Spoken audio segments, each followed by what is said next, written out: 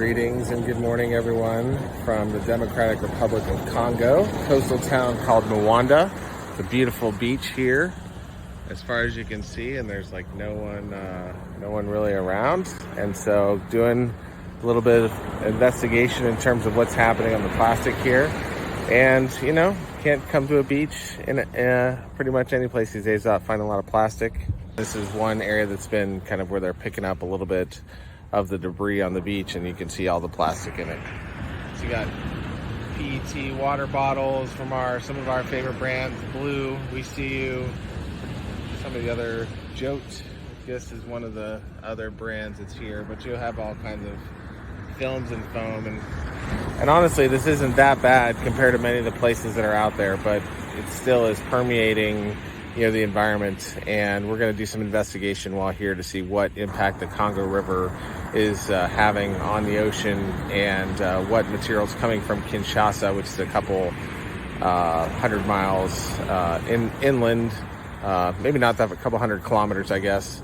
And it took about 15 hours on harrowing roads to get here. I'm tired and a little bit beaten down from jet lag, but it's good.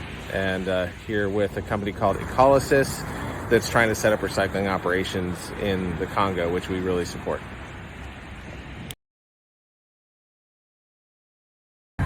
Okay, so here in Kinshasa at an illegal dump site, essentially, you have people that will bring plastic and other garbage from homes that are paying them to take away their waste. And then they bring it here, and then people are essentially picking through it to get the higher value plastics.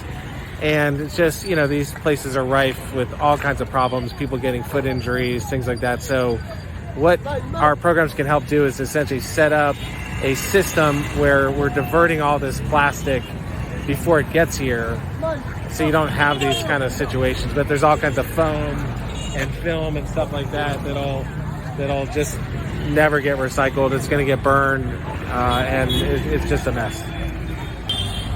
All right, so here at one of the kind of canals that flows into the Congo River, and you can kind of get a sense of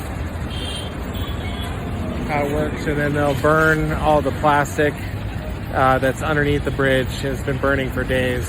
And then there is some recycling effort kind of going on in terms of like people that are getting the plastic from this area, but you know, it's not a very safe condition down there. And again, this is another reason why to get the plastic before it gets in the canals, to do more prevention work.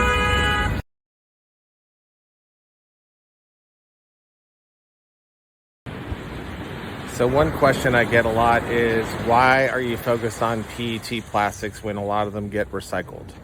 And our theory of change essentially is, well, if you get the high value plastics and can build models of recycling for those, you can then leverage those models to then get at the lower value plastics like the film from plastic bags and multi-layer packaging. You can use that infrastructure as leverage to buy down the cost of getting those materials that wouldn't otherwise be recycled. But in a country like this, in the DRC, you still have all the PET bottles also that are here.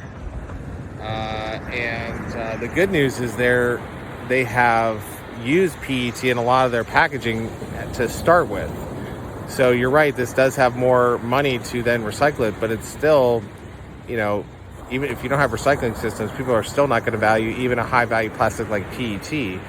So this just goes to show that we have to kind of do something more to, you know, set up recycling infrastructure in general here in the DRC.